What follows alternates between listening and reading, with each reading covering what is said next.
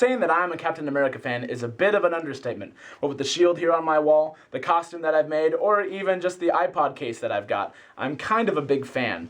So I really enjoyed the 2011 Captain America movie, and I'm psyched that he's in the Avengers movie coming out in 2012. Now, to support that, Hasbro has been coming out with a few toys for the Avengers movie, and one of them has been the Brigade Blaster. At first glance, this looks like a retooled Maverick, but it's a little bit more than that because of what it actually fires.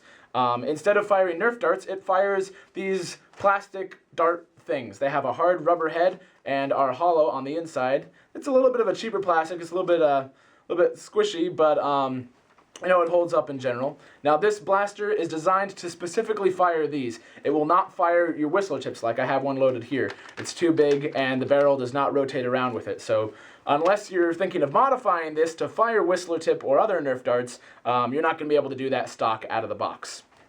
Now, design-wise, aesthetics are kind of cool on this, but my complaint is this grip here.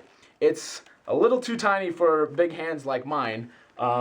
And one of the bad parts is that this white painted part here actually jets out a little bit and makes it uncomfortable for the thumb on the opposite side of this blaster. Also, I can barely fit all 3 fingers underneath the trigger guard. I'm not quite sure why they sized down the grip down here, other than that this is probably aimed towards littler kids instead of big fellas like me. So the trigger grip is a little bit uncomfortable for at least larger hand users. But it operates the same as a Maverick, except for the fact that the barrel does not kick out. To load the darts, you load them through the side here and press them in, and they get all flush up against the side there. You can rotate it with the trigger, and to fire, just like the Maverick, you pull back on the priming handle. And then you see why the box lists them for 20 feet of range, because that's kind of being generous, actually. The ranges on these are inconsistent, mainly because every now and then you'll get a dart that actually flies about 20 feet, but they arc down almost immediately. Another problem that they have is they kind of tend to wiggle on the back a little bit, because if you'll notice, they're actually not exactly centered on these barrels all the time. The priming system, whatever system is inside this, likely an air restrictor, isn't exactly set in there, and so these darts don't always sit exactly straight in the barrel. So, that was awful.